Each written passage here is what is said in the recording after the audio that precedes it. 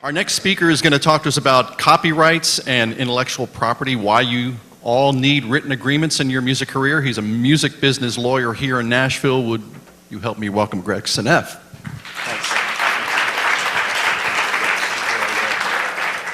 How's everybody doing today? What you've heard so far, you like? Yeah. Okay, great. All right. Well, believe it or not, I never, ever pictured myself where are we at? As being an attorney. When I thought of attorneys, I thought of Perry Mason. You know, black and white, boring, doing the same thing every day. And believe it or not, you can't tell now, but I was a long-haired hippie drummer. So that's where I come from. I did a lot of things before I started as an attorney. I was a music buyer for a store. I was a radio DJ full-time. I produced audio and video. I played rock and roll in several garage bands. And I grew up singing barbershop music, if you can believe it or not. So a little bit of everything. But what I came to find out was after many years of working in the music business, I had a lot of friends who were artists, some names you would probably know. And they had been ripped off.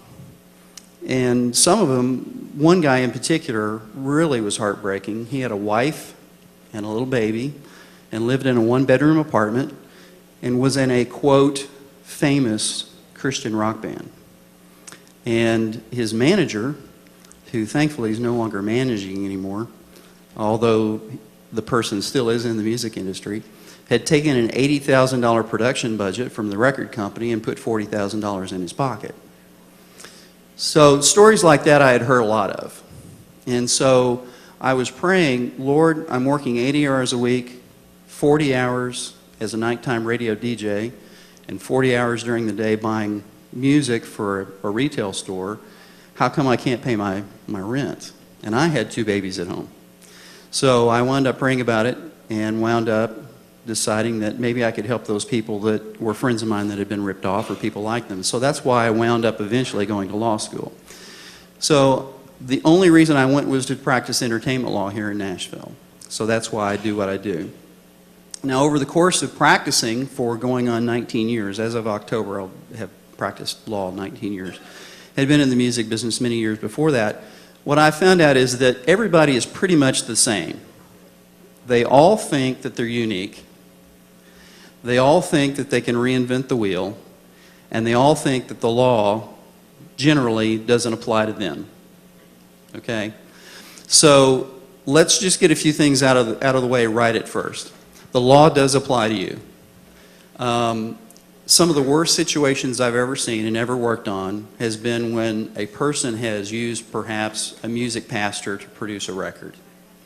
Or their best high school friend now has, an inbox in Pro Tools and, hey, I can help you produce your demo.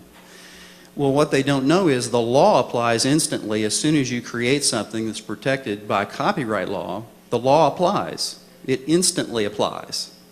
So the only way you can change the way the copyright law applies to your situation is to have, one, something in writing between you and the other person if something's being created, and number two, that written agreement has to be signed. Okay? The law applies no matter what you want. So let's say that you go into the studio with a song that you've written, or you have a great idea for a song, and you go in and the producer says, oh, I'll help you write that. Well, if the producer helps you write words or lyrics and melody, okay, they are a co-writer according to the law. Now they may say, oh, I don't want any credit, I don't want any copyright ownership.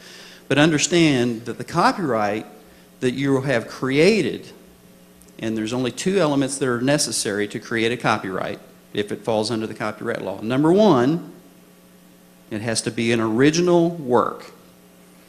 You can't use things like, and believe me, I've had many demos given to me that this is what it was Jesus in the sky with diamonds. You think I'm kidding? I probably had 12 demos over the years with that tune with new lyrics to it. Oh, this is my song, but I wrote the words. The copyright law says that's a derivative work, and Lennon and McCartney actually now own your lyrics because it's a derivative work. Okay? That applies, period. You can't do anything about that unless you had a written agreement with Lennon and McCartney Publishing and they agreed to let you create a derivative work using their tune. Okay? Well, in the producer situation, the producer is now your co-writer. That's the way the copyright law reads. It applies by default. If the producer does not want songwriting credit, and I don't know too many who won't take it, but if they literally don't want songwriting credit, you have to have a written agreement, okay, that their work was work made for hire.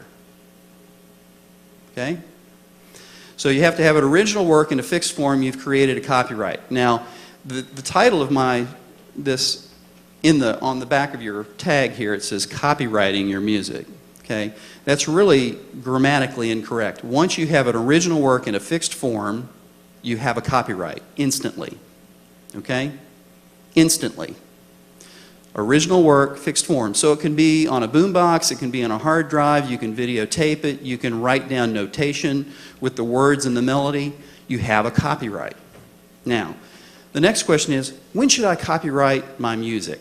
Well, again, that's grammatically incorrect. You have a copyright. What you're doing is you're asking, when should I register my copyright with the Copyright Office? Or can I mail my music to myself and will I have a copyright? Well, pardon me, ladies, this is not PC, but a lot of people call that a poor man's copyright. Okay?